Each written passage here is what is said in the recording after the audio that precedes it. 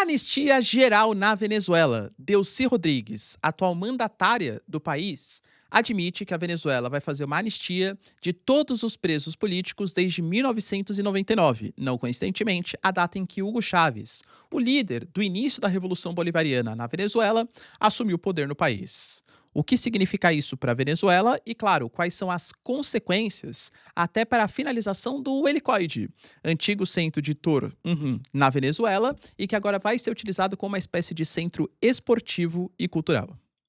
Se vocês querem entender um pouco mais sobre esses assuntos e muito mais também sobre geografia, geopolítica, atualidades, política, polêmicas, enfim. Tudo para você se manter sempre bem atualizado, já se inscreve no canal, deixa seu like e compartilha esse vídeo, que o professor Ricardo conta muito com a sua ajuda. Belezinha? Galera, para quem não sabe, a Nomad é parceiraça aqui do canal e está oferecendo para você, nesse momento, corre que os cupons estão acabando, é só até amanhã, né? Só até o final do mês. Acho que a gente está no último dia hoje, né? Enfim, tá tudo perdido aqui. Mas, para você ter acesso a 2% de cashback na sua primeira conversão cambial. Nesse momento de estabilidade econômica, nesse momento de ano eleitoral do Brasil, eu gosto de mensalmente ir comprando minhas posições. Caso seja do seu interesse, link na descrição, QR Code, cupom 50 Ricardo. Tamo junto? Então, bora lá pro vídeo, pessoal. Seguinte. Como eu trouxe para vocês na nossa introdução, a Delcy Rodrigues fez um pronunciamento muito importante em que ela relata o fim das prisões, né, ou o fim do helicoide e uma anistia geral na Venezuela para as pessoas que estão sendo detidas ou foram detidas como presos políticos desde 1999. Segundo a Delcy Rodrigues, decidimos colocar em marcha uma lei que dá anistia a todo o período de 1999 até o presente, incluindo colocar o helicoide, que é um centro muito denunciado por instituições internacionais, ao próprio relatório da ONU de 2022, embora o Maduro tenha negado naquela época, colocou que torturas aconteciam, prisões arbitrárias, pessoas sumiram. Naquele centro vai ter o fim do helicoide e ele vai ser transformado em um centro de cultura e lazer para a sociedade venezuelana. Quando a gente fala da libertação de presos políticos, os números eles são um pouco díspares, tá?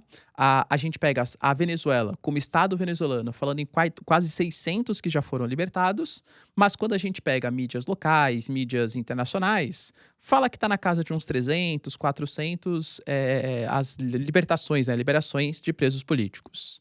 Os protestos eles continuavam da população, das famílias venezuelanas, seja no helicoide, seja em outros centros de detenção, pedindo pela libertação. A Delcy Rodrigues resolveu fazer isso.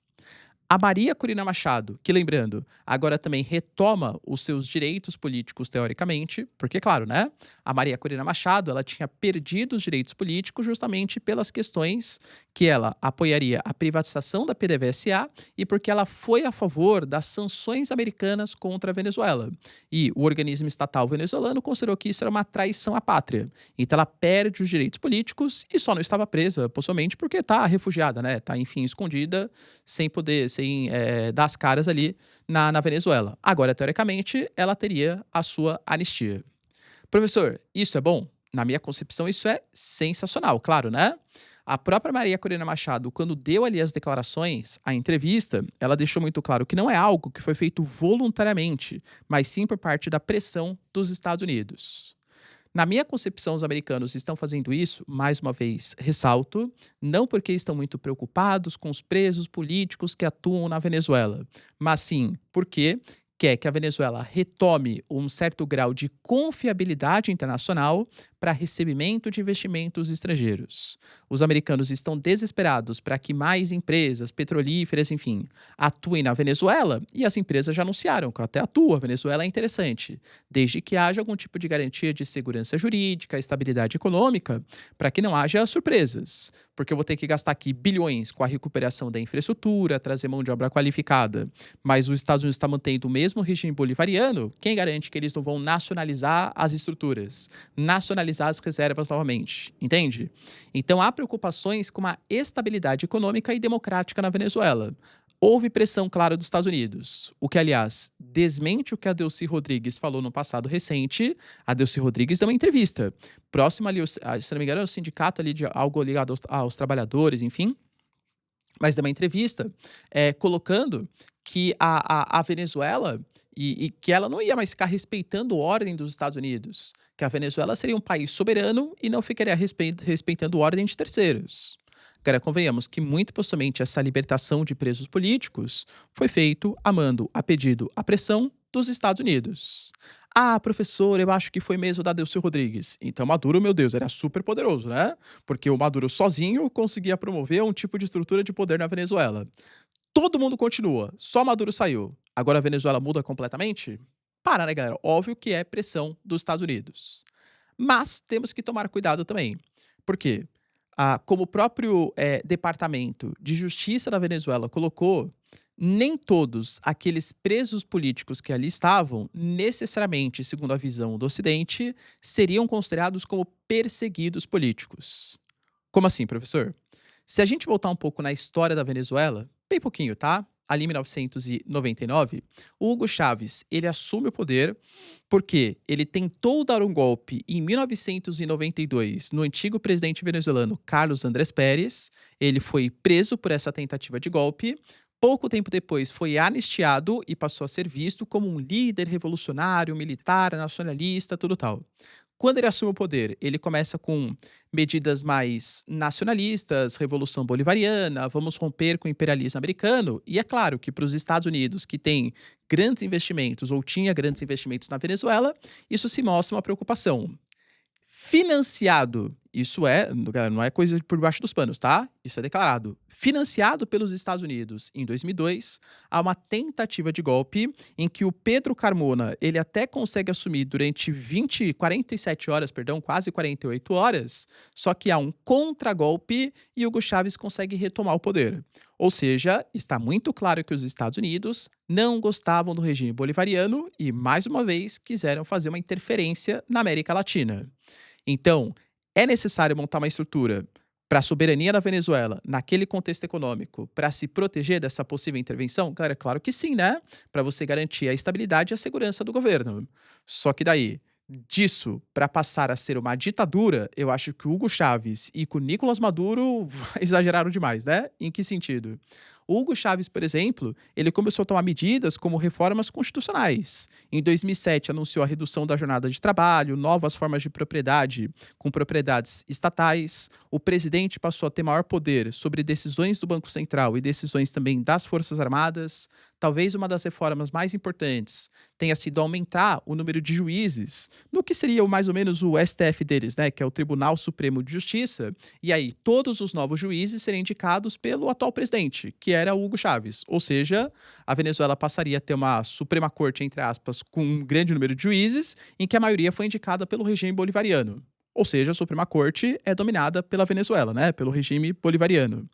Conselhos comunais foram criados e eles tinham poder de decisão sem passar pelos estados e pelas prefeituras, ou seja, o regime bolivariano conseguia dar recursos direto para esses conselhos, que tinham capacidade sim de comando e respondiam só diretamente ao poder federal.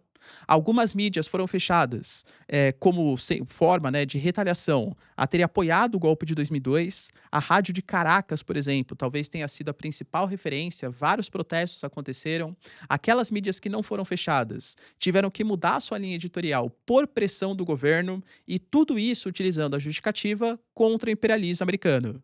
Por isso que eu falo, cara, a geopolítica é complexo. Se você quiser, né, existe uma solução rápida, simples e fácil, mas também errada. Quem é o bonzinho da história, Estados Unidos ou a Venezuela? E se eu falar pra vocês que nenhum dos dois? Porque é a grande verdade, entende? Então, Hugo Chávez e Nicolás Maduro, eles se aproveitaram desse imperialismo americano, dessa tentativa de tirar um governo local que foi colocado pela própria população da Venezuela, que deveria respeitar, claro, os americanos, né, a autodeterminação dos povos, para aumentar as suas medidas repressivas do Estado. Nacionalização, promoção, por exemplo, de generais para que apoiassem o regime bolivariano, super salários para esses generais comparados com a população local, para eles apoiarem o regime e não haver troca de poder, entende? E o helicoide, ele tem um papel fundamental nisso. O helicoide, inicialmente, ele tinha sido arquitetado para funcionar como um shopping, quase uma projeção futurista ali, numa Venezuela no começo ali da segunda metade do século XX.